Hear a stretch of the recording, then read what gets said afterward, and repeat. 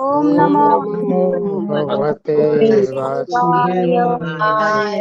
ओम नमो भगवते वासुदेवाय। ओम नमो ओम नमो भगवते भगवते वासुदेवाय। वासुदेवाय। ओम नमो भगवते वासुदेवाय। ओम नमो ओम भगवते नमो भगवते भगवते वासुदेवाय। वासुदेवाय। नारायणं नमस्कृत्य नारायणं नारायणं नमस्कृत्य नमस्कृत्य नरोत्तमं नरं नरं नरं चैव चैव नरोत्तमम् नरोत्तमम् सरस्वतीं व्यासं देवीं देवीं देवीं सरस्वतीं सरस्वतीं व्यासं व्यासं ततो जयमुदीरयेत्। ततो ततो जयमुदीरये। जयमुदीरये। नमस्कृतायशु भद्रेषु नष्टप्रायेषु भद्रेषु नष्टप्रायेषु भद्रेषु भद्रेषु नित्यं भागवत सेवया नित्यं नित्यं भागवत भागवत सेवया। भगवते उत्तमश्लोके भगवते भगवते उत्तमश्लोके उत्तमश्लोके भक्तिर्भवति नैष्टिकी। भक्तिर्भवति भक्तिर्भवति नैष्टिकी। नैष्टिकी। श्रीमद्भागवतम स्कंद 2 अध्याय 1 श्लोक संख्या 3। पीछे पीछे दोहराइए। निद्रया ह्रियते नक्तम् निद्रया ह्रियते निद्रया ह्रियते नक्तम् निद्रया निद्रया ह्रियते व्यवायेन च वावयः व्यवायेन च व्यवायेन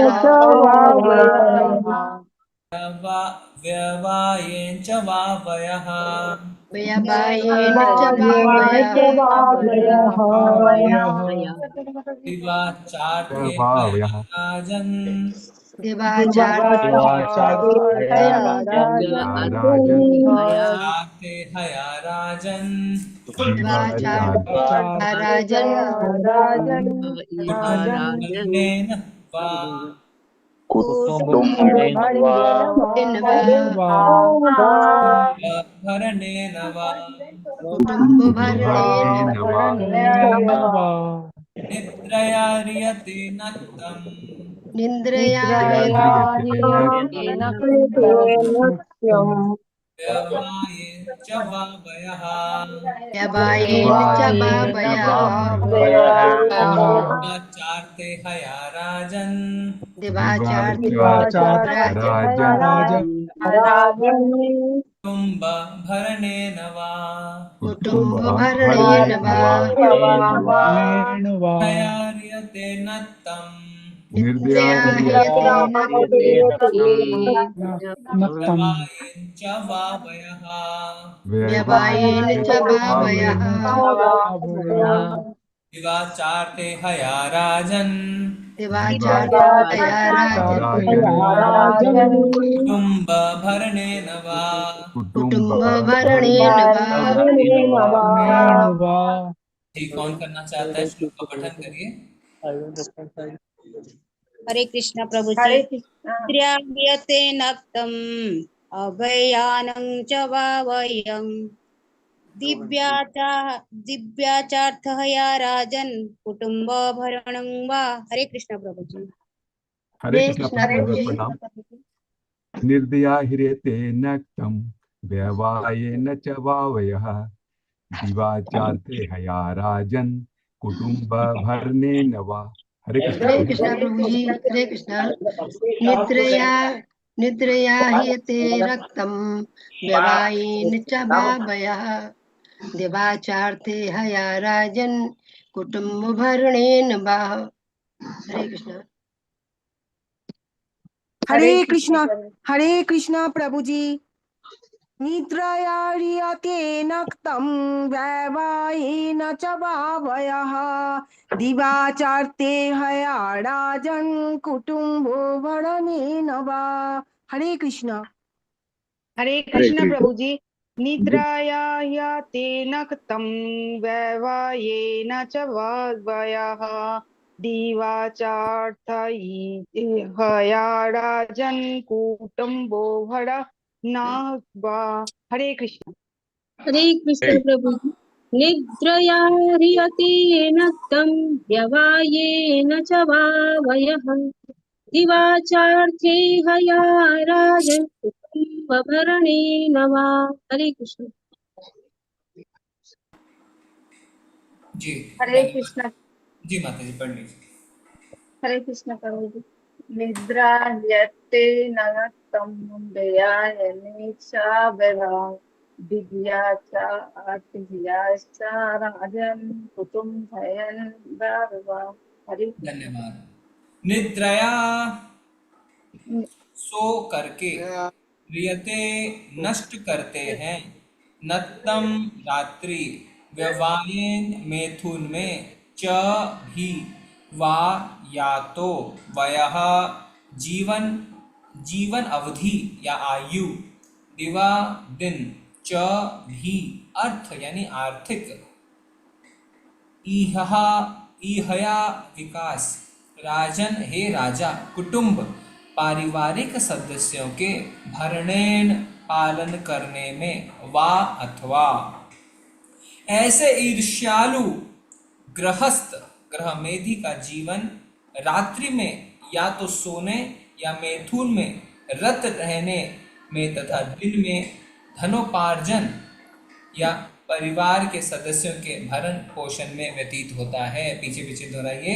ऐसे ईर्ष्यालु ग्रस्त ऐसे ईर्ष्यालु गृहस्थ यानी ग्रह मेधि या गृह में भी जीवन जीवन रात्रि में रात्रि रात्रि में में या तो सोने सोने या तो सोने या मैथुन में रत रहने में या मैथुन में रत रहने रहने तथा दिन में तथा दिन में दिन में धनोपार्जन धनोपार्जन या कमाने परिवार के सदस्यों या या परिवार के परिवार के सदस्यों के भरण पोषण में व्यतीत होता है। के भरण पोषण में भरण व्यतीत पोषण में भी जी व्यतीत होता है।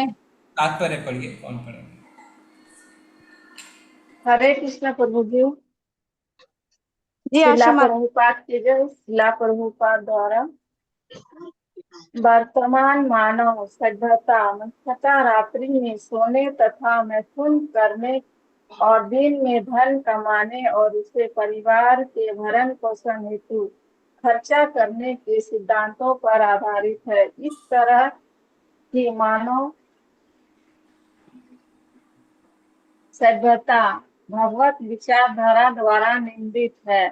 क्योंकि मानव जीवन भौतिक पदार्थ तथा आत्मा का सम्मेल है। अतः वैदिक ज्ञान की पूरी प्रक्रिया आत्मा को पदार्थ के संदूषण से मुक्त करने की दिशा में प्रेरित करती है। इससे संबंधित ज्ञान आत्म तत्व कहलाता है। जो लोग अत्यधिक भौतिकवादी हैं, वे इस ज्ञान से अनजान रहते हैं और भौतिक भोग के लिए आर्थिक विकास के प्रति अधिक उन्मुख होते हैं। ऐसे भौतिकवादी लोग कर्मी कहलाते हैं और उन्हें नियमित आर्थिक विकास या यौनचार के लिए स्त्री संगति की छूट रहती है। जो लोग कर्मियों से ऊपर है, यथा ज्ञानी, योगी तथा भक्त, उन्हें यौनचार सर्वथा वर्जित है। कर्मी लोग आत्म तत्व से बहुत कुछ विहीन होते हैं और इस तरह उनका जीवन बिना किसी आध्यात्मिक लाभ के बीत जाता है। यह मनुष्य जीवन न तो आर्थिक विकास के लिए कठिन श्रम करने के निमित्त है, न सुकरों की भांति मैथुन में रत रहने के लिए है। यह तो भौतिक जीवन की समस्याओं तथा उनके फल स्वरूप उत्पन्न कष्टों का हल ढूंढने के लिए है। इस तरह कर्मीजन रात्रि को सोकर तथा मैथुन में रत रहकर और दिन में संपत्ति संग्रह करने के लिए कठिन श्रम करके बिता देते हैं। ऐसे करके वे भौतिकवादी जीवन के स्तर को ऊंचा उठाने का प्रयास करते हैं। यहाँ पर भौतिकवादी जीवन का सारांश रूप में वर्णन हुआ है और अगले श्लोक में बताया गया है कि किस तरह लोग मनुष्य जीवन के वरदान को मूर्खता पूर्वक नष्ट करते हैं। हरे कृष्ण प्रभु जी। धन्यवाद माता जी। ओम अज्ञानतिमिरन्धस्य ज्ञानाञ्जनशलाकया चक्षुरुन्मिलितं येन तस्मै श्रीगुरुवे नमः। श्रीचैतन्यमनोभीष्टं स्थापितं येन भूतले स्वयं रूपा कदा मह्यं ददाति स्वपदान्तिकं। वन्देऽहं श्रीगुरु श्रीयुत्पदकमलं श्रीगुरून् वैष्णवांश्च श्रीरूपं साग्रजातं सहगण रघुनाथान्वितान्तं सजीवं साद्वैतं सावधूतं परिजनसहितं कृष्णचैतन्यदेवं श्रीराधा कृष्णपादान् सहगण ललिता श्रीविशाखान्वितांश्च नमो विष्णुपादाय कृष्णपृष्ठाय भूतले श्रीमते भक्तिवेदान्त स्वामिनिति नामिने नमस्ते सारस्वते देवे गौरवाणी प्रचारिणे निर्विशेषाय शून्यवादी कल्पतरुभ्यश्च कृपा सिन्धुभ्येव च पतितानां पावनेभ्यो वैष्णवेभ्यो नमः। हे कृष्ण करुणा सिंधु दीनबंधु जगतपते गोपेश गोपी नमस्तुते। तप्त कांचन गौरांगी श्री राधे वृंदावनेश्वरी वृषभानुसुते देवी प्रणमामि हरिप्रिये। जय हो श्री कृष्ण चैतन्य प्रभु नित्यानंद श्री अद्वैत गदाधर शिवसादि गौर भक्तवृंद। नमो महावदन्याय कृष्ण प्रेम प्रदायते कृष्णाय कृष्ण चैतन्य नामने कार्तिशे नमः। हरे कृष्णा कृष्ण कृष्ण हरे हरे हरे राम राम राम हरे हरे। निद्रयार्यते नत्तं व्यवायञ्च वावयः दिवाचार्ते हया राजन कुटुंब भरणेन वा। ऐसे ईर्ष्यालु ग्रस्त यानी ग्रह मेदी का जीवन रात्रि में या तो सोने या मैथुन में रत रहने में तथा दिन में धनोपार्जन या परिवार के दस्ते से भरण पोषण में व्यतीत होता है। तो श्रीमद् भागवतम का दूसरा स्कंद जिसमें हम मैनिफेस्टेशन कॉस्मिक मैनिफेस्टेशन के बारे में पढ़ रहे हैं, उसका पहला अध्याय यानी ईश सोपान का प्रथम सोपान, ईश अनुभूति का प्रथम सोपान, first step of God realisation, उसके तीसरे श्लोक में है। देखिए थोड़ा सा माइक कंट्रोल में रखिए, जो को होस्ट है थोड़ा सा ध्यान दीजिए प्लीज, सबको आप म्यूट कर दीजिए।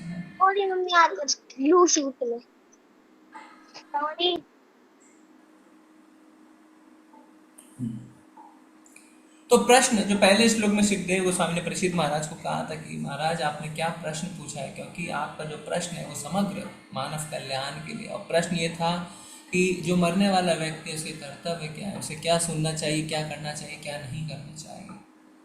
और अब सुखदेव गोस्वामी जवाब दे रहे हैं। तो पिछले क्लास में कल हमने क्या देखा था सत्र में, गृहस्थ और ग्रह मेदी के बारे में डिफरेंस। ग्रह मेदी कौन होता है? ग्रह मेदी वो होता है जो अपना गृहस्थ जीवन सिर्फ अपने और अपने परिवार की इंद्रियों की तुष्टि के लिए बिताता है। और गृहस्थ वो है जो अपने परिवार, अपनी पत्नी, अपने बच्चों के साथ रहते हुए भगवान श्री कृष्ण को केंद्र बना के जीवन यापन करता है। तो अब इस श्लोक में सुखदेव गोस्वामी बता रहे हैं कि ग्रह मेधी जो होता है उसके लक्षण क्या होते हैं। और ये लक्षण इसलिए बताए जाते हैं कि जिससे हम अपने चरित्र आईने में देख सकें कि हमारे अंदर ग्रह मेधी या गृहस्थ किसके गुण ज़्यादा हैं। और शर्मिंदगी की बात नहीं है, क्योंकि जब तक समस्या सामने नहीं आएगी तब तक उसका निदान नहीं निकलेगा। और ये युग ही ऐसा है, इस युग में हमारे अंदर सारी कमियां हैं, पर शास्त्रों के माध्यम से उन कमियों को देख सकते हैं और कमियों के प्रति कार्य कर सकते हैं। तो सुखदेव गोस्वामी कह रहे हैं कि ऐसे व्यक्ति ईर्ष्यालु होते हैं, जो हमने पिछले दूसरे श्लोक में देखा, वो एक दूसरे ईर्ष्या करते हैं, एक दूसरे परिवार से, राष्ट्र से, है ना, राष्ट्र आपस में ईर्ष्या करते हैं। क्यों ईर्ष्या करते हैं? क्योंकि वो अपना जीवन का लक्ष्य इंद्र तृप्ति को बनाए हुए हैं। अगर आप एक छोटी गाड़ी में जा रहे हैं, आप भोग कर रहे हैं, दूसरा कोई बड़ी गाड़ी में जा रहा है, आपका भोग कम उसका भोग ज़्यादा सोचते हुए आपको उससे ईर्ष्या होती है। जब हम खुद के सेंस ग्रेटिफिकेशन के बारे में, इंद्र तृप्ति के बारे में सोचते हैं तो ईर्ष्या वाजिब है। और वहीं एक गृहस्थ जो अपनी इंद्रिय नहीं भगवान की इंद्रियों को तुष्ट करने में लगा हुआ है ना, क्या कहते हैं हम, ऋषिकेन ऋषिकेश सेवनम भक्ति रुच्यते, अपने इंद्रियों से इंद्रिय के स्वामी की सेवा करना। तो क्या होता है, तो ये ईर्ष्या जो है वो खत्म हो जाती है, बल्कि उसमें आप एक दूसरे की मदद करते हैं और अच्छे से अच्छा भगवान की सेवा करने के लिए। तो जो ये ईर्ष्यालु ग्रस्त है, जिसे ग्रह मेदी कहा जाता है, उसका सुखदेव गोस्वामी एक डेली शेड्यूल बता रहे हैं, दिनचर्या।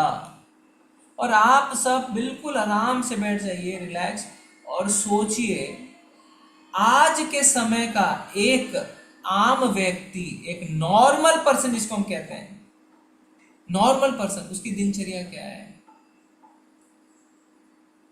सोचिए, आपने भागवतम नहीं पढ़ी है अभी, ये तीसरा श्लोक नहीं पढ़ा है, उसकी दिनचर्या क्या है। दिन भर कमाना, रात को या तो सो जाना या टू इंडल्ज इन सेक्स, मैथुन जीवन यापन करना। यस और नो? यस। और श्रीमद् भागवतम कह रहा है 5000 साल पहले कि ऐसा जो व्यक्ति है उसके दो ही कार्य होते हैं, रात्रि में या तो सोना या मैथुन में रत रहना, और दिन में धनोपार्जन करना, खाली पैसे कमाना, पैसे कमाना, पैसे कमाना, पैसे कमाना। किस लिए? जिससे खुद के और खुद के परिवार के सदस्यों का भरण पोषण कर सके। पर अगर आप वास्तव में देखेंगे तो चीजें भरण पोषण से बहुत आगे निकल गई हैं। भरण पोषण के लिए क्या कहते थे ना, रोटी कपड़ा मकान। रोटी कपड़ा मकान को जुगाड़ करना कोई बहुत मुश्किल की बात नहीं है, पर अभी चीजें एकदम आगे निकल चुकी है। रोटी कपड़ा मकान तो बल्कि उल्टा हो जाता है, आप इतना ज्यादा पैसे का नाम मेहनत रहते हैं कि आप रोटी भी नहीं खा पाते हैं, है ना। आपको इतनी बीमारियां लग जाती है, ये नहीं खा सकते, वो नहीं खा सकते, ठीक है, सो भी नहीं सकते हैं।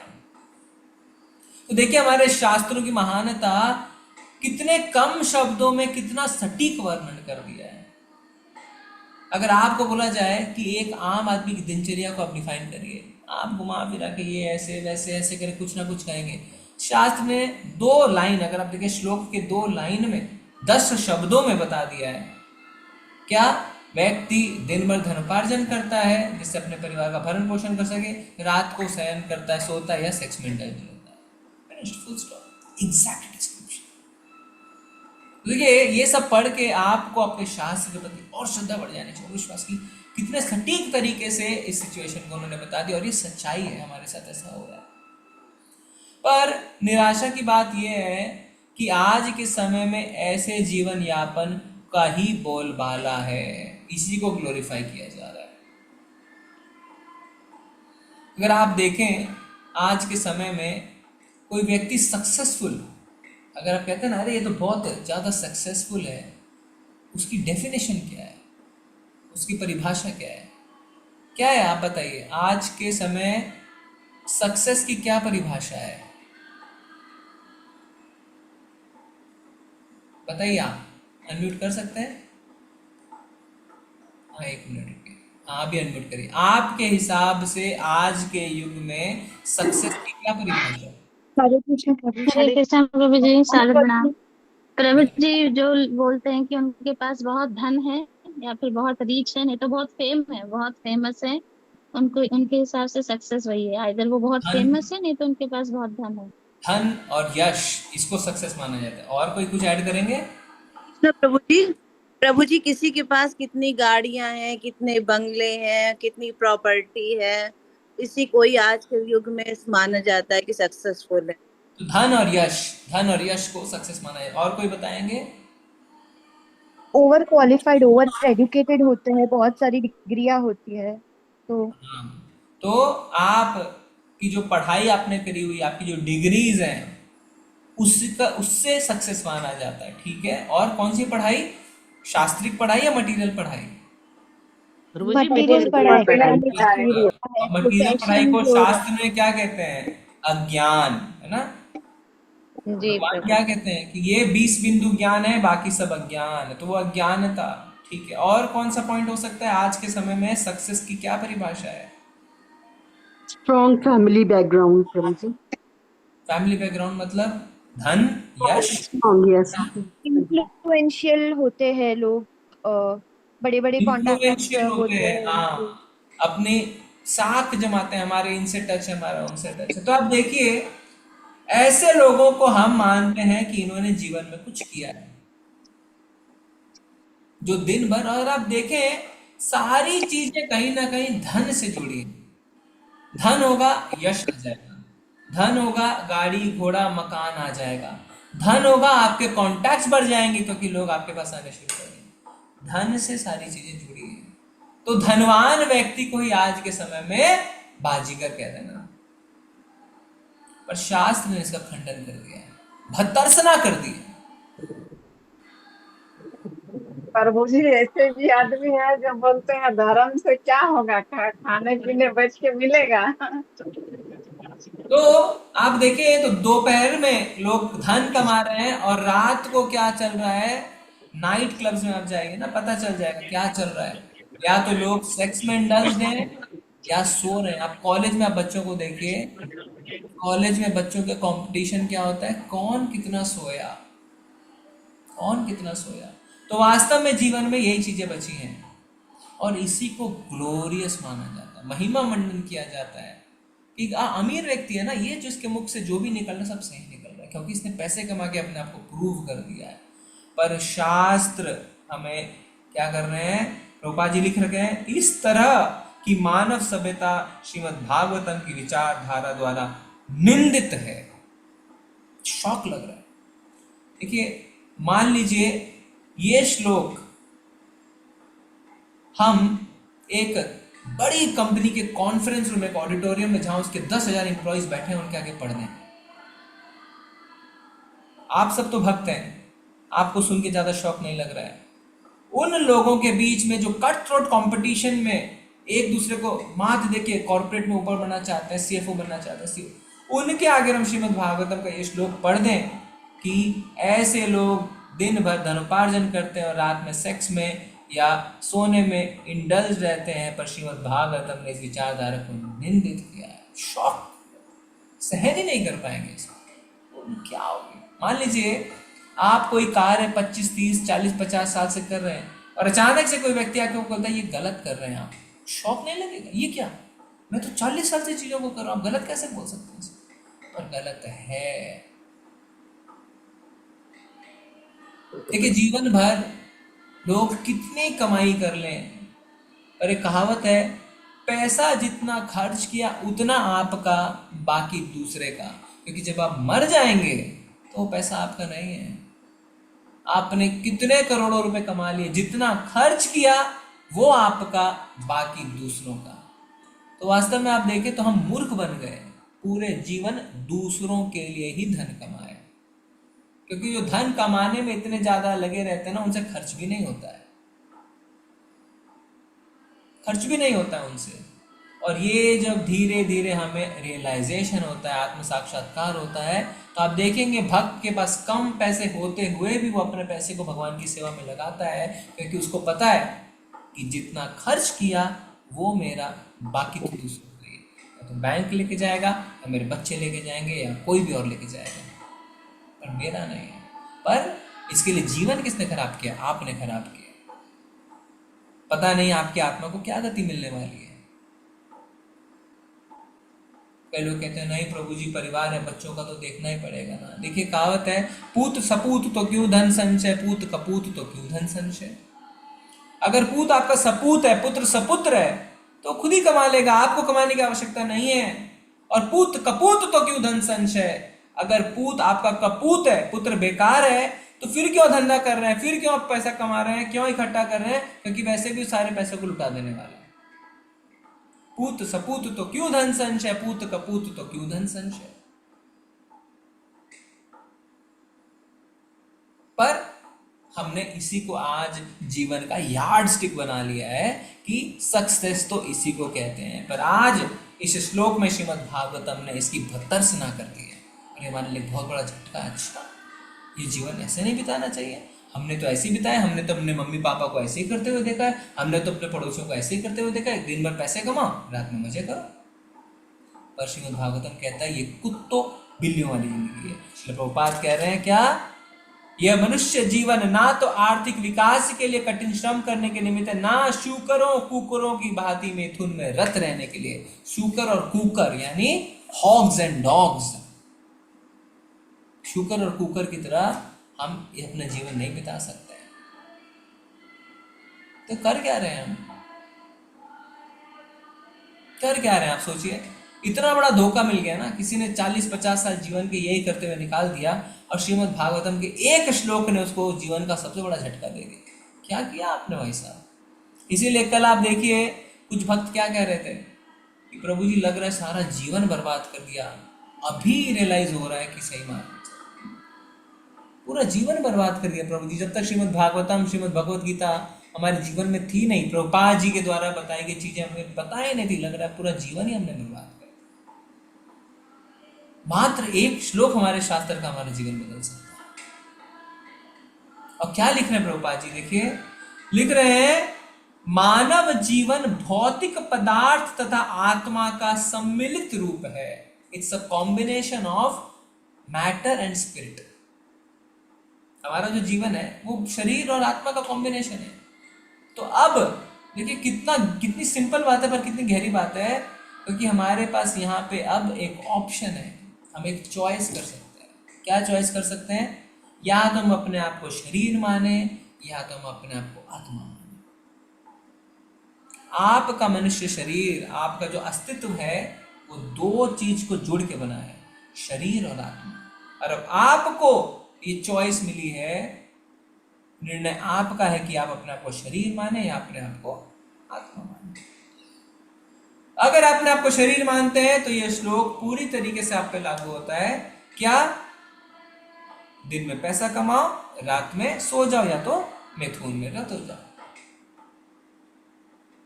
और इस तरीके से आपने अपना जीवन बिताया और आगे भी इस तरीके से आप अपना जीवन बिता लीजिए।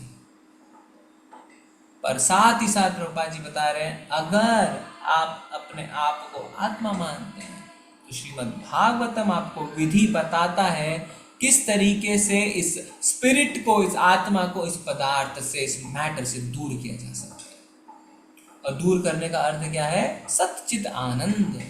फिर आपको इन सब चीजों में पढ़ने की आवश्यकता नहीं है।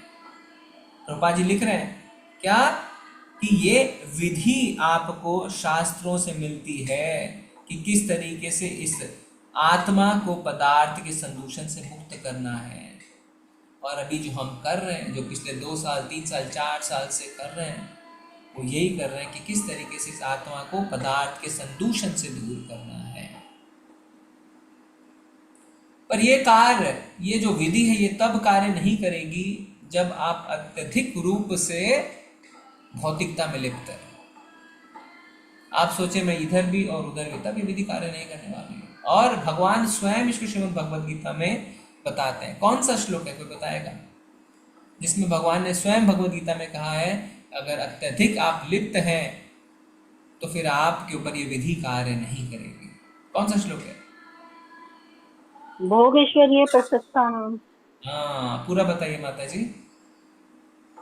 पूरा याद नहीं है। भोग ऐश्वर्य प्रसक्ता नाम, किसको याद है? तया अपहत चेतसाम। तया अपहत चेतसाम। बोलो प्रज्वलिनी। व्यवसाय आत्मिका बुद्धि समाधो न विधीयते। समाधो न विधीयते। भोग ऐश्वर्य प्रसक्ता नाम तया अपहत चेतसाम, जिसकी बुद्धि भोग और ऐश्वर्य में अत्यधिक लिप्त है।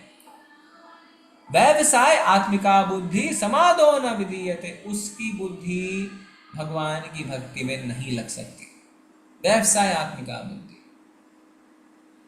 तो आप दोनों नाव में पैर रख के नहीं चल सकते हैं कि मैं अपने आप को, प्रभु जी मैं तो दोनों समझूंगा, अपने आप को बॉडी भी और स्पिरिट भी। आप दोनों नाव में पैर रख के नहीं चल सकते। इसीलिए हमें अपने भक्ति के जीवन में सीरियस होना पड़ेगा। अगर कोई व्यक्ति अपने भक्ति के जीवन में सीरियस है, तुरंत उसका जीवन बदल जाएगा। तुरंत एक श्लोक पढ़ने से जीवन बदल जाएगा।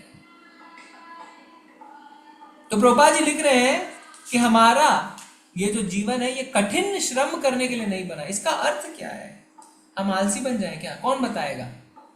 प्रभुपाद जी यहाँ पे बता रहे हैं मनुष्य जीवन कठिन श्रम करने के निमित्त नहीं है। इसका अर्थ क्या है? हम बैठे रहें, रिलैक्स करें, क्या करें? लेजी हो जाए, आलसी बन जाए? बताइए, कौन बताएंगे? हरे कृष्णा प्रभु जी। नहीं प्रभु जी, हम लोग जो कार्य करते हैं वो भगवान के लिए कार्य करना होता है। ये 2 तरीके से भक्ति करना होता है। एक तो निष्काम कर्म या तो केवल भक्ति। ये दो तरीके से हम लोग भगवान के सेवा के साथ हम लोग कार्य कर सकते हैं। ओके, और कोई बताएंगे? हरे कृष्णा प्रभु जी। जी। प्रभु जी, जैसे कि भगवान ने हाथी का जन्म दिया है समान वो बोझा उठाने के लिए, या फिर जितने जानवर हैं जो काम करते हैं श्रम, वो उनका जीवन है श्रम करना, लेकिन हम लोग हैं भगवान के दासों के दासों दास, तो हमारा कर्म है केवल भगवान की सेवा करना। तो क्या श्रम नहीं करना है तो बैठ जाएं आराम से कुर्सी पे और भगवान का नाम लेते नहीं, रहें? प्रभु जी, हमें कृष्ण भावना भावित होके कार्य करना है। हमें जो भी काम करना है वो मन मना मत भक्तो करके भगवान को सेंटर में रख के काम करना है। वही वही करना है हम लोगों का, भगवान की सेवा के लिए ही कार्य करना है। अगर हम भोजन भी बनाते हैं तो भगवान के लिए बनाएं, और इस तरह से जी, और कोई बताएंगे, समझाएंगे थोड़ा और? भौतिक ऐश्वर्य प्राप्ति के लिए ज्यादा श्रम नहीं करना चाहिए। भौतिक ऐश्वर्यों को प्राप्त करने के लिए या धन कमाने में ज्यादा श्रम नहीं करना चाहिए, बल्कि ज्यादा श्रम हमें भगवान की सेवा में करना चाहिए। कृष्ण भाव जो भी कार्य करें कृष्ण भावना में तो करें, जो भी करें अपनी इंद्रियों को, सारी इंद्रियों को भगवान की सेवा में लगा दें। हरे कृष्णा। हरे कृष्णा। और कौन बताएंगे? राघवेंद्र प्रभु जी, मानव जीवन का लक्ष्य संसिद्धिम हरितोषम प्रभु जी, हमेशा कृष्ण की प्रसन्नता के लिए काम करना है प्रभु। हाँ, तो देखिए प्रभुपाद जी कह रहे हैं आर्थिक विकास के लिए कठिन श्रम करने के निमित्त ये मनुष्य जीवन नहीं है। यानी जैसा माँ सबने आपने बताया, सबने सही जवाब दिया, कठिन श्रम आर्थिक विकास के लिए नहीं करना है। इसका अर्थ ये नहीं है कि कठिन श्रम नहीं करना है, कठिन श्रम करना है, पर भक्ति के विकास के लिए, भगवान की सेवा के लिए। अगर आप देखें कम से कम भौतिक जीवन में, हमारी जॉब में, हमारी नौकरियों में सैटरडे संडे तो आराम मिलता है शरीर को, पर भक्ति में अगर कोई मंदिर के डिवोटी को देखें तो उल्टा सैटरडे संडे ज़्यादा काम रहता है, ज़्यादा सेवा रहती है, क्योंकि संडे प्रोग्राम होता है। कोई वीकली हॉलीडे, वीकली छुट्टी ऐसा बोल के कुछ नहीं है।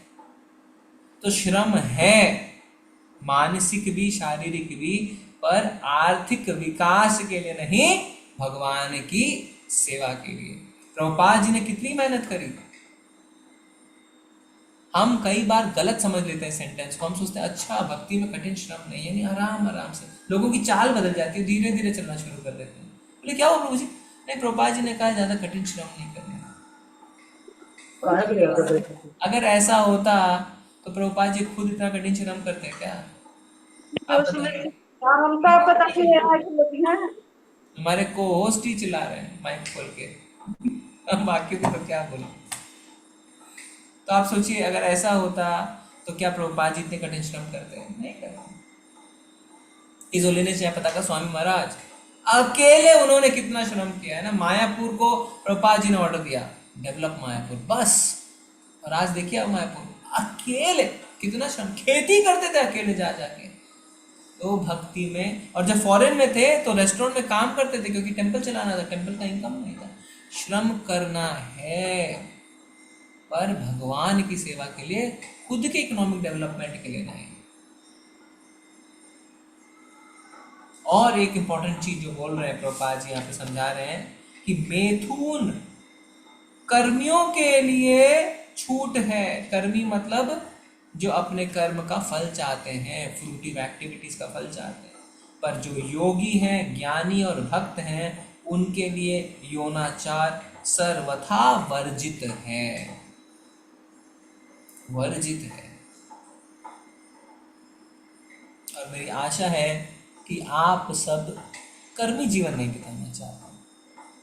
कम से कम इतना कुछ है ना, 10 नाम, सुबह सुबह 10 नाम अपराध पढ़ते हैं। इससे रिलेटेड कौन सा नाम अपराध है, कोई बताएगा? हम रोज सुबह 10 नाम अपराध पढ़ते हैं, कौन सा नाम अपराध इस चीज से रिलेटेड है? हाँ, जप के बल पर पाप कर्म करना, पाप करना प्रभु जी। नहीं, बताइए प्रश्न बताइए प्रभु जी, क्या प्रश्न पूछा आपने? प्रश्न है, कहा जा रहा है कि हमें कम से कम इतना समझना है कि हमें कर्मियों का जीवन नहीं बिताना है। कर्मी मतलब जो अपने कर्म का फल चाहते हैं। हरे कृष्ण प्रभु जी। प्रभु जी नंबर 8 फ्रूटिव एक्टिविटीज कर्म कांड। बढ़िए, पूरा क्या है बताइए? to consider the chanting of holy name is one of the ritualistic activities as offered in Vedas as fruitive activities of karma kanda.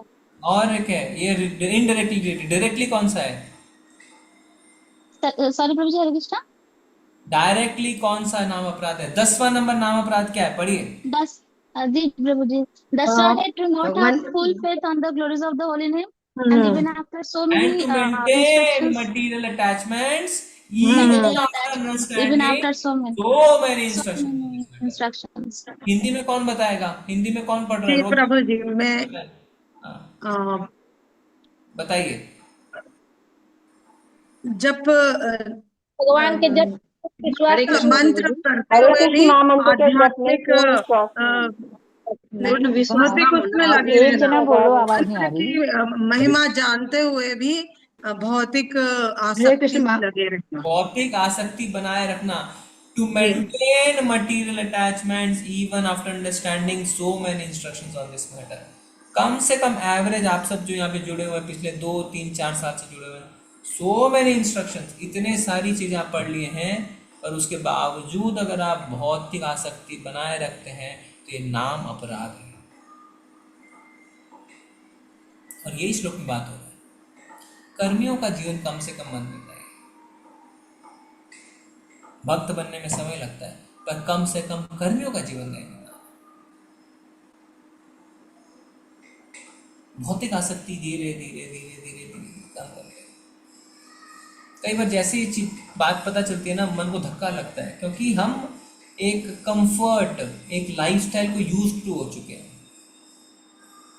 और उससे बाहर हम निकल नहीं सकते हैं। हमारी बॉडी अलाउ नहीं करती है निकलने। भक्ति का अर्थ ये नहीं है कि आप रोड पे आ जाएं, गर्मी में भी फैन ना चलाएं, अच्छे कपड़े ना पहने, वो भक्ति का अर्थ नहीं है। समझिए चीजों को। अपनी बेसिक लेवल ऑफ लाइफ को मेंटेन करते हुए भगवान की सेवा करना भक्ति के अर्थ। युक्त वैराग्य, बेसिक लेवल आपको मेंटेन करना पड़ेगा, नहीं तो आप भक्ति में ध्यान नहीं दे पाएंगे। उसको मेंटेन करते हुए आपकी इच्छा ये नहीं हो रही कि मैं अपने लिविंग स्टेटस को बढ़ाऊं, वो इच्छा नहीं है। आपकी सिर्फ इच्छा ये कि मैं मेंटेन करता जाऊं। ये है मेरा बेसिक कंफर्ट लेवल, इसको मेंटेन करके मैं भक्ति करूं, ग्रस्त की। और ये एक्सपेक्टेशन भी है, ये एक्सपेक्टेशन, क्योंकि हम इतने ज्यादा कंडीशनड है ना, अगर हम थोड़ा सा और ऑस्ट्रियर होते जाए, हम वो भी छोड़ देंगे। कम से कम आप अपने एक बेसिक लेवल को मेंटेन करते हुए भक्ति में लगातार बढ़े। आपके अंदर ये इच्छा नहीं है, ये डिजायर धीरे धीरे खत्म हो रही है कि मैं अपना लिविंग स्टेटस बढ़ा सकूं, मैं अपना ये कर सकता हूं। जरूरत नहीं है नहीं करनी, तो कर्मी जीवन से बाहर आना है। और प्रभुपाद जी लिख रहे हैं, ज्ञानी योगी और भक्त के लिए योनाशा सर्वथा निषेध। यानी जो ब्रह्म ज्योति की प्राप्ति करना चाहता है, जो अपने हृदय में परमात्मा के दर्शन करना चाहता है, और भक्ति मार्ग में जो है हम सब, सर्वथा निषेध। इसका मतलब क्या? भक्त बच्चे पैदा नहीं करेंगे? भक्त भी बच्चे पैदा करेंगे। अर्थ ये है, it should not be desire to satisfy your physical needs, it should be done only to produce Krishna conscious children. तो जब आपको बच्चे पैदा करना है कृष्णा कॉन्शियस, तभी आप योनाचार करेंगे। अपने बॉडी की नीड्स को पूरा करने के लिए नहीं करें। ये शास्त्र ने बताया है, ठीक है। तो हम धीरे धीरे धीरे धीरे भक्ति में आगे बढ़ेंगे, ठीक है। अगला श्लोक में आएंगे। अगला श्लोक स्क्रीन पे लगाइए माता जी। आत्म तत्व से विहीन व्यक्ति जीवन की समस्याओं के विषय में जिज्ञासा नहीं करते, क्योंकि वे शरीर, बच्चे तथा पत्नी रूपी विनाशोन्मुख सैनिकों के प्रति अत्यधिक आसक्त रहते हैं। पर्याप्त अनुभवी होने के बावजूद भी वे अपने अवश्यंभावी विनाश यानी मृत्यु को नहीं देख पाते। जी, तात्पर्य पढ़िए।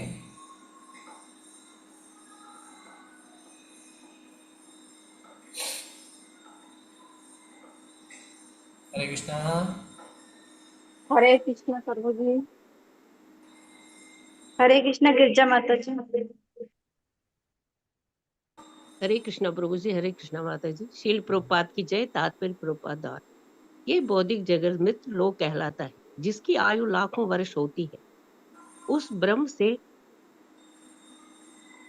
लेकर कुछ ही पलों तक जीवित रहने वाला जीवाणु तक ये सब जीवन संघर्ष कर रहे हैं। इस तरह ये जीवन एक प्रकार से बौद्धिक प्रकृति के साथ युद्ध की तरह रहता है, जिसमें सबकी मृत्यु होनी है।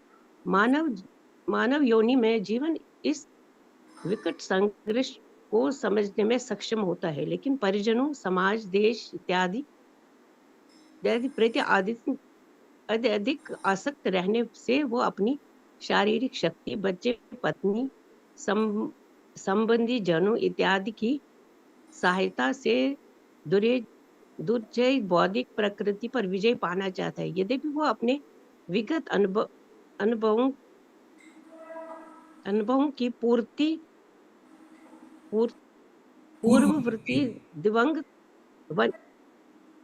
पूर्ववर्ती दिवंगत वंशजों के उदाहरणों से अत्यधिक अनुभवी बन जाता है, तो भी वो ये नहीं। प्रभु जी वो दिख नहीं रहा है पीछे से। बस प्रभु जी बस। मनुष्य को इस तथ्य की छानबीन कर लेनी चाहिए कि उसका पति का पिता पहले ही दिवंगत हो चुका है, अतएव उनकी भी मृत्यु अवश्य भावी है। इस प्रकार उनके बच्चे भी, जो अपने बच्चों के पिता होंगे, यथा समय मर जाएंगे। बौद्धिक प्रकृति के इस संघर्ष में कोई भी नहीं बचेगा। मानव समाज का इतिहास इसे पूर्वता सिद्ध करता है। फिर भी लोग सुझाव रखते हैं कि वे बौद्धिक विज्ञान की सहायता से भविष्य में अनंत काल तक जीवित रह सकेंगे। मानव समाज द्वारा प्रदर्शित ऐसा अल्प ज्ञान निश्चय ही भ्रामक है, और ये सब आत्मा के स्वरूप आसक्ति का कारण है। अन्यथा जीवात्मा को सदा ही बौद्धिक प्रकृति से भिन्न है। प्रकृति का महासागर समय की तरंगों से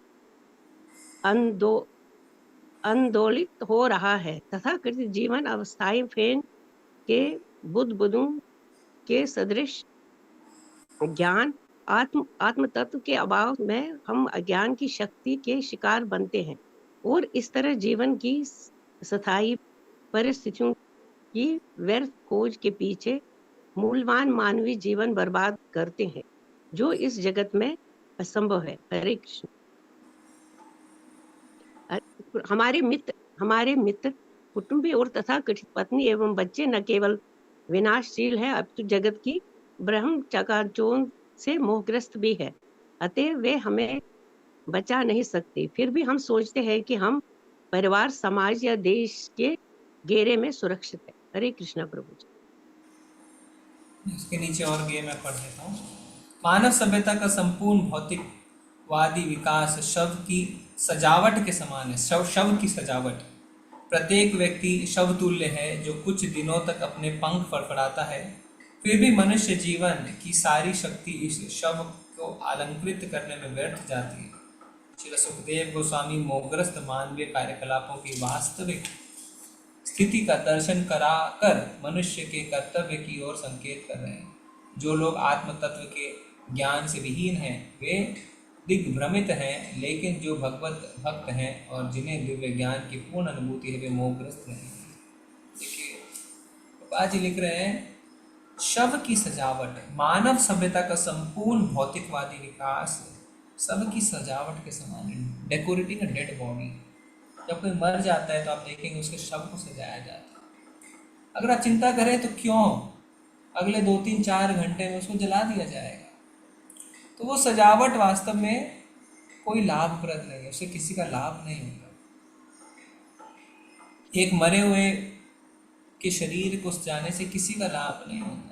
और इसकी तुलना किससे करी गई है? इसकी तुलना करी गई है हमारे जीवन से, जिस जीवन में हम सिर्फ अपनी शारीरिक जरूरतों पे ध्यान देते हैं और जीवन को खत्म कर देते हैं।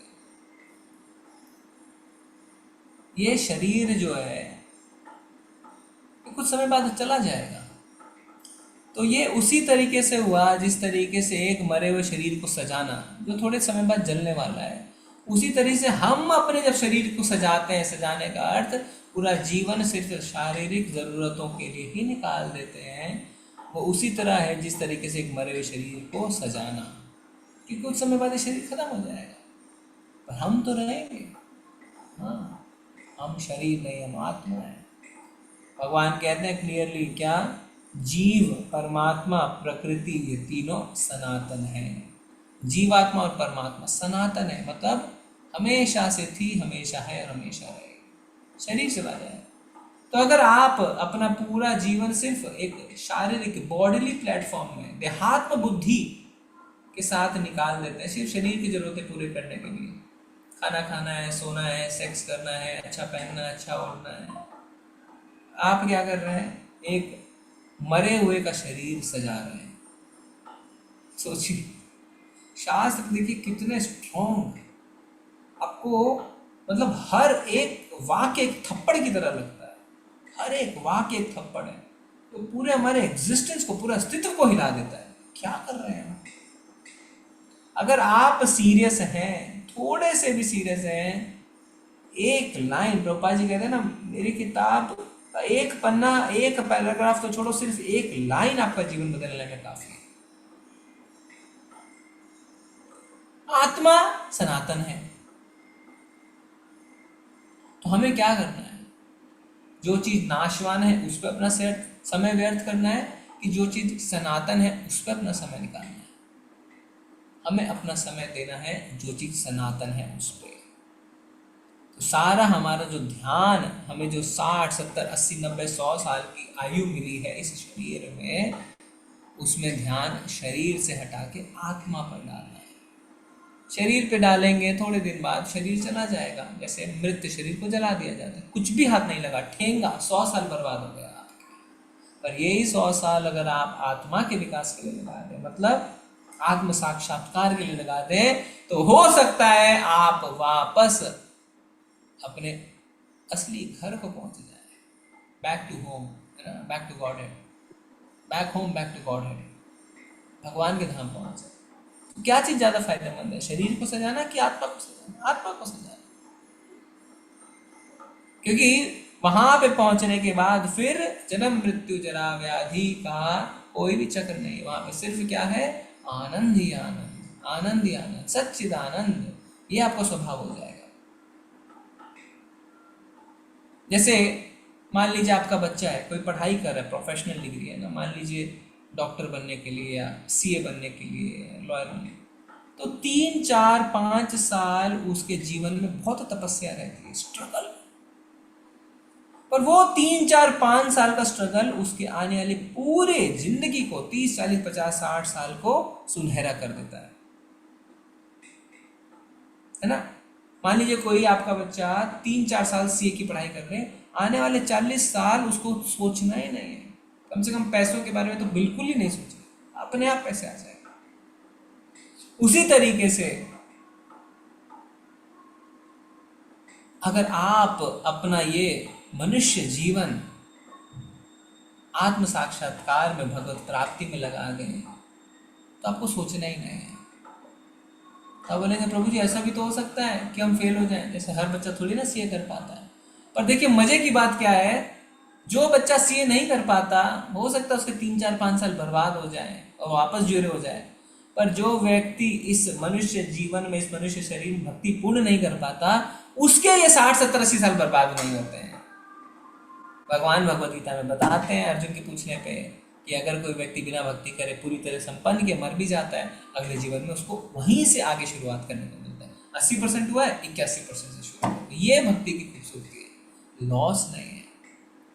पर यही अगर वो बच्चा 3, 4 साल, 5 साल ना पढ़े, पूरे जीवन स्ट्रगल करेगा, पूरे जीवन स्ट्रगल करेगा, ना पैसे कमा पाएगा, ना परिवार का भरण पोषण कर पाएगा, खाली झूठ सच करके इधर उधर से पैसे जुगाड़ करेगा। इसी तरीके से अगर आप अपना मनुष्य शरीर भगवत प्राप्ति में नहीं लगाते हैं, वापस स्ट्रगल करेंगे, 84 लाख योनियों में घूमते रहेंगे, तो कब जाके आपको मौका मिलेगा? सोचिए, आप एक योनि में मिनिमम 1 साल भी मान लें, 84 लाख साल बाद आपको मनुष्य शरीर मिलेगा अगर आप फिर से शुरुआत करते हैं। तो हल्के में नहीं लेना है, मनुष्य शरीर को हल्के में नहीं लेना। और प्रभुपाद जी क्या बता रहे हैं इस तात्पर्य में? इस श्लोक में लिखा गया है, शरीर, बच्चे तथा पत्नी रूपी विनाशोन्मुख सैनिक, सैनिक यानी सोल्जर्स, तो हम अपना ये जीवन इन्हीं सोल्जर्स, इन्हीं सैनिकों के बलबूते पे निकालते हैं। अरे मेरा शरीर है ना काबिल, मेरे बच्चे हैं, देखो मेरी पत्नी है, और इनके बलबूते पे हम लड़ जाते हैं। किससे? प्रकृति के खिलाफ। प्रकृति हम पे मृत्यु डालना चाहती है, पर फिर भी हम उसके खिलाफ लड़ना चाहते हैं और बचना चाहते हैं। पर मजे की बात क्या है, आप उनके दम पे लड़ रहे हैं, उनके बलबूते पर लड़ रहे हैं जो खुद भी मृत्यु से नहीं बच सकते। भगवान क्या कहते हैं? देवी येषा गुणमयी मम माया दुरत्यया, ये प्रकृति जो माया है इससे निकलना दुरत्य है। तो जिसके बलबूते पे लड़ रहे हैं वो खुद ही नहीं निकल सकता, वो आपको क्या निकालेगा जी? जिसके हाथ खुद ही हथकड़ी से बंधे हैं वो आपकी हथकड़ी क्या खोलेगा? जो खुद ही स्विमिंग नहीं जानता वो आपको डूबने से क्या बचाएगा? नहीं बचा लेगा, इम्पॉसिबल। भगवान खुद कह रहे मम माया दुरत्यया, पर मामे वो ये प्रपद्यन्ते माया में ताम तरन्ति, पर जो मेरी शरण में आता है उसको बता रहा। जिसके घर जाता है कोई कुत्ता आप पे भौंकता है, चाटता है आपको, आपके भगाने से नहीं भागेगा, उसका मालिक आएगा तो भाग जाएगा। तो माया प्रकृति भगवान की शक्ति है, देवी ऐसा गुणमयी मेरी शक्ति है, भगवान कहते हैं तो माया देवी कहती है ओके कृष्ण, मैं इस डिवोटी को नहीं टच करूंगा। और आप खुद ही देखिए ना, हम जो मृत्यु पे जीत पाना चाहते हैं सैनिकों के बलबूते, किसी ने कर पाया क्या? कोई नहीं कर पाया। प्रभुपाद जी लिख रहे तात्पर्य में कि आप अपने पिताजी की मृत्यु, अपने पिताजी के पिताजी की मृत्यु, अपने रिश्तेदारों की मृत्यु से कम ये तो समझिए कि जो आप कर रहे हैं वो कितनी मूर्खता से भरा हुआ कार्य कर रहे हैं। हम पूरा इकट्ठा करना चाहते हैं, वेल्थ, धन इत्यादि, पर क्या कब मृत्यु आपको आ जाए पता चलेगा क्या? माइकल जैक्सन चाहते थे कितने साल जी अपने साथ डॉक्टरों की टीम लेके चलते थे, पर शायद उनकी आयु, शायद मेरे को जहाँ तक 40 वर्ष में उनकी मृत्यु हो गई। एक नॉर्मल इंसान जितना जी पाता उतना भी नहीं जी पाया। कब मृत्यु आ जाएगी आपको नहीं पता चलेगा, और सब कुछ हर लेगी। मृत्यु को क्या कहा गया है? सब कुछ हरने वाला। और उस टाइम आप बहुत ज्यादा पछतावे में रह जाएंगे, बहुत पछतावे में रह जाएंगे। क्यों? क्योंकि आपने इतना सब कुछ इकट्ठा किया भोग करने के लिए और आप भोग ही नहीं कर पाए।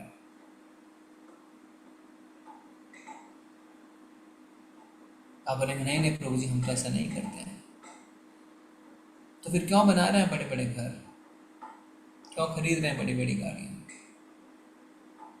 सोच के देखिए, क्या वो सब आपके साथ जाएंगे?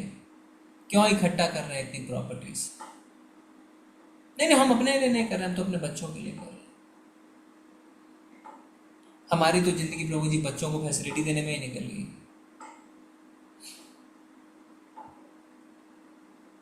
जैसा हमने कहा, पूत कपूत तो क्यों धन संचय, पूत सपूत तो क्यों धन संचय।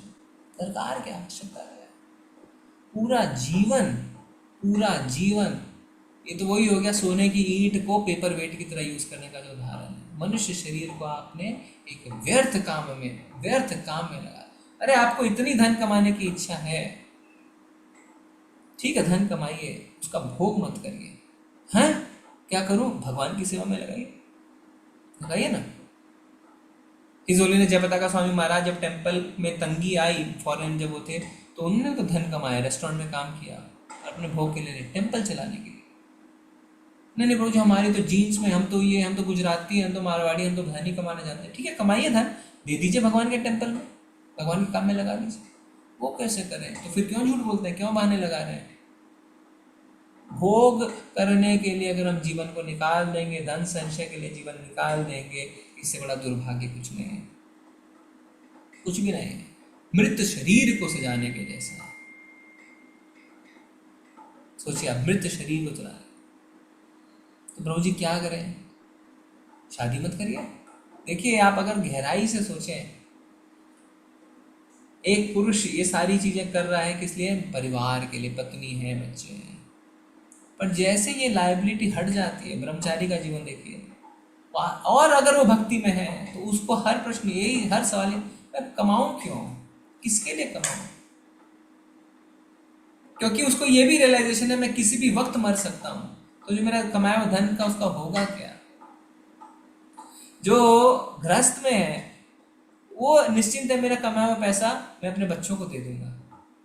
पर जो शादी नहीं करता है वो सोचेगा मैं कमाऊं क्यों, इस पैसे का मैं करूंगा क्या मेरे मरने के बाद? उल्टा टेंशन है, अच्छा जितनी कमाई है उसके लिए वसीयत लिखनी पड़ेगी, इसके नाम इतना, इसके नाम इतना, इसके नाम इतना, इसके नाम। इसलिए ब्रह्मचर्य जीवन को इतना सर्वश्रेष्ठ जीवन माना गया है। टेंशन नहीं है तो आप अपनी शक्ति, अपनी बुद्धिमता, अपना एफर्ट्स, टाइम, एनर्जी सब कुछ भगवान की सेवा में लगा सकते हैं। क्यों? अब आपको चिंता नहीं है, धन एकत्र करने की चिंता ही नहीं है। किसके लिए करेंगे धन एकत्र? तो अगर करना चाहें तो बहुत कुछ कर सकते हैं। इसीलिए प्रभु जी अब तो शादी कर लिया, क्या करें? वानप्रस्थ ले लीजिए। शास्त्रों ने तो कहा है ना वानप्रस्थ भी संभव है। तो करना चाहें तो बहुत कुछ कर सकते हैं। Where there is a will there is a way. नहीं करना चाहें बहुत कुछ हमारे पास बहाने हैं, पर रास्ता और कोई नहीं। आने वाले श्लोक में हम देखेंगे इसमें स्पष्ट रूप से बता दिया गया है मात्र भक्ति से ही भगवान की प्राप्ति है। ना ज्ञान योगी ना ध्यान योगी कोई भी भगवान को प्राप्त नहीं कर सकता है। पूर्णता ब्रह्मेति परमात्मेति भगवान की। अगर पूर्णता आपको भगवान को प्राप्त करना तो सिर्फ भक्ति मार्ग से ही आप कर सकते। और ये विधि हमें शास्त्र बता रहे हैं क्या करना है। ग्रह मेधी नहीं बन के गृहस्थ बन। ठीक है, तो आज का डिस्कशन हम यहीं स्टॉप करेंगे। अगर आपको कोई और पॉइंट समझाना है जो छूट गया है, जो आपको लगता है वैलिड है, हमें डिस्कस करना चाहिए, या जो भी कुछ गलतियां हो गई हैं, काइंडली आप डिस्कस कर सकते हैं। हरे कृष्णा सभी को। हरे कृष्णा। सब सोच विचार कर रहे हैं कि सब सो गए हैं? प्रभु जी सो नहीं गए, वो लग रहा है कि पूरा जीवन, हरे कृष्णा प्रभु जी। लग रहा है कि जीरो पे खड़े हो गए, कुछ समझ में नहीं आ रहा है, सब हिल गया। प्रभु जी धन्यवाद, प्रणाम। हरे कृष्णा प्रभु जी, धन्यवाद, प्रणाम। यस प्रभु जी, आप कुछ ऐड करना चाहेंगे? नहीं प्रभु जी, आप गुरुदेव आपने सब कुछ बता दिए प्रभु जी, भला छूटा ही क्या है। देखिए माताएं गुस्सा मत हो जाइए। हमारा पति तो छोड़ के निकल लिया प्रभु। तो आप भी निकल लीजिए उनके साथ, आप भी कर लीजिए मन। क्या है ना, वानप्रस्थ में तो पति पत्नी साथ जाते थे, आप भी जा सकते हैं ना। भगवान की सेवा के लिए कोई एक्सक्यूज नहीं है वास्तव में, अगर आप देखें।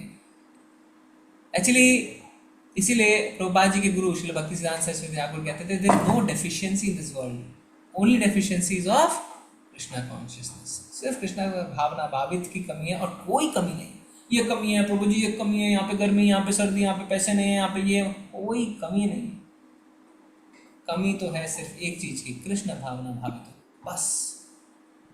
बाकी सब कुछ है, सब कुछ है, अबंडेंस।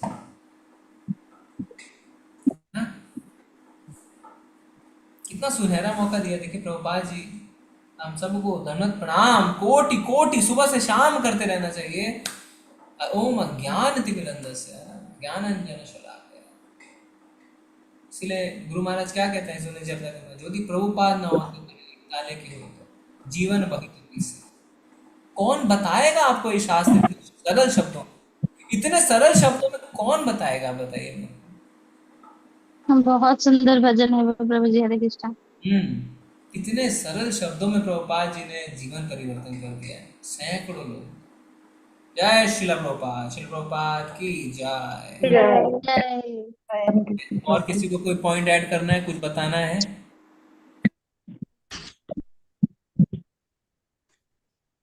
प्रभु जी एक क्वेश्चन है जी। प्रभु जी वानप्रस्थ जीवन क्या होता है? वानप्रस्थ जीवन क्या होता है? तो देखिए, अगर आज के परिप्रेक्ष्य में समझें तो वानप्रस्थ मतलब जब आपने 50 वर्ष की, अगर आप 100 वर्ष की आयु माने जो हमें मिली है, और वास्तव में 100 वर्ष की आयु है, पर हम उसको भोग कर करके खत्म कर लेते हैं। अभी हमारे मंदिर में एक इधर गोवर्धनिको विलेज से प्रभु जी आए, उनको देख के सबसे हम यही सोच रहे थे कि उनकी उम्र होगी 30-35। जब उन्होंने बताया 52 साल के हैं वो, और देखने में 30-35 लगते हैं। क्यों? भोग नहीं, ब्रह्मचारी हैं। ब्रह्मचारी का भोग ऐसे भी कम हो जाता है। तो भोग करके हम अपने शरीर को खत्म कर रहे हैं। तो 100 वर्ष का ही आपको मिली है, मतलब आपको ग्रांटेड है 100, अब आपके ऊपर है कि आप कितना जी रहे हैं। तो जब आप 50 वर्ष की आयु पा लेते हैं, उसके बाद आपको अपना सारा जो जिम्मेदारी है गृहस्थ, पहला क्या होता है? अच्छा, क्या क्या 4 आश्रम है बताइए? 4 आश्रम पता है ना प्रभु जी? ब्रह्मचर्य, गृहस्थ, वानप्रस्थ और संन्यास। तो जब आप ब्रह्मचर्य गृहस्थ 50 वर्ष गृहस्थ का बिता लें, तो वानप्रस्थ का अर्थ असल में पहले अगर आप देखें तो मतलब वन में, फॉरेस्ट में जाके आप सेल्फ रिलैक्सेशन लगे। पर अभी क्या है, अभी फॉरेस्ट में जाने का ऐसा कुछ है नहीं। तो आप क्या कर सकते हैं? टेम्पल में आ सकते हैं, या अपने एक्टिव जो अपना गृहस्थ जीवन, आपका बिजनेस है, आपका जॉब है, सब छोड़ के बच्चों को संभाल के घर से निकल जाइए, पति पत्नी घर से निकल जाइए, अलग रहिए, भगवान की सेवा में लग जाइए। वानप्रस्थ इसी को कहते हैं। वानप्रस्थ मतलब गृहस्थ से ओके टाटा बाय। और ये नहीं, अभी क्या सोचते हैं लोग, मेरी हो गई, मैं तो अभी चला हुआ स्विट्जरलैंड, वो वानप्रस्थ नहीं है। भगवान की सेवा में लगना है, वो है वानप्रस्थ। ठीक है? हरे कृष्णा। हरे कृष्णा प्रभु जी। प्रभु जी रिकॉर्डिंग नहीं मिलेगी क्या? जो इंग्लिश में आ रहा है रिकॉर्डिंग, जो सेकंड स्टैंड का प्रभु जी। हरे कृष्ण। माता जी ग्रुप में शेयर किया है, आप देख लीजिए। ठीक है, ठीक है जी माता जी। अमरेंद्र प्रभु जी हरे कृष्णा। आप तो सुबह इंग्लिश क्लास भी करते हैं। अमरेंद्र कुमार प्रभु हरे कृष्ण। हरे कृष्णा प्रभु जी, दंडवत प्रणाम। दंडवत प्रणाम प्रभु जी। आप कुछ कहना चाहते हैं प्रभु जी? प्रभु जी आप तो सब पूरा कह ही दिए हैं, बस यही है कि जब तक भगवान या उनके शुद्ध भक्त का कृपा नहीं होता, हम लोग भक्ति में आगे नहीं बढ़ सकते। जी, ये तो सही। चाहने से कुछ नहीं होता, कृपा भी चाहिए। पर कृपा के लिए ललाहित होना पड़ता है। हम ललाहित नहीं रहे। मान लीजिए आप के ऊपर कोई कृपा कर दे, कई लोग पता है क्या करते हैं, कई लोग गुरु इसलिए नहीं धारण कर, प्रभु जी गुरु पता नहीं हमको क्या बोलने करने के लिए हम करे नहीं पाएंगे। ललाहित ही नहीं है। और इतना याद रखिए, गुरु को सब पता है, वो आपको ऐसा कुछ नहीं कहेंगे जो आप नहीं कर सकते। कई लोगों से सुना है, नहीं नहीं प्रभु जी कोई ऐसा बोल दिया ना तो हम नहीं कर पाएंगे, तो फिर क्या होगा? तो हमारे, हम तो ललाहित ही नहीं है, डर डर डर डर डर। फिर तो प्रभु जी जहाँ से आप शुरू किए थे आज की क्लास वहीं पहुंच गया। हम लोग अपने ही इंद्रिय तृप्ति में लगे हुए हैं, तो फिर ललायित होने का सवाल नहीं उठता। फिर कृपा होती है, इसमें कोई दो राय नहीं है। ललाहित हम रहने चाहिए और मर्सी कृपा के लिए प्रार्थना करेंगे। विकास कुमार प्रभु जी हरे कृष्ण। विकास प्रभु जी जुड़े हैं हमारे साथ मस्कट से, शायद ड्राइविंग कर रहे होंगे। हरे कृष्ण प्रभु जी, धन्यवाद प्रणाम। धन्यवाद प्रणाम प्रभु, हरे कृष्णा। बहुत खुशी हुआ प्रभु आपका दर्शन पाके। नया इनिंग में नई शुरुआत के साथ में आपका फिर से दर्शन हो गया। अभी प्रभु जी वानप्रस्थ जीवन ही बिता रहे हैं, क्योंकि उनका परिवार इंडिया में है और वो मस्कट में है। नहीं प्रभु, अभी लास्ट वीक में फैमिली ज्वाइन कर लिया प्रभु। वापस अब ग्रस्त हो गए हैं। चलिए ठीक है। हरि बोल। ठीक है, चलेंगे फिर आज हम। धन्यवाद। हरे कृष्णा प्रभु जी। हरे कृष्णा प्रभु जी, हरे कृष्णा प्रभु जी, हरे कृष्णा प्रभु जी, हरे कृष्णा प्रभु जी, जय हरे कृष्ण प्रभु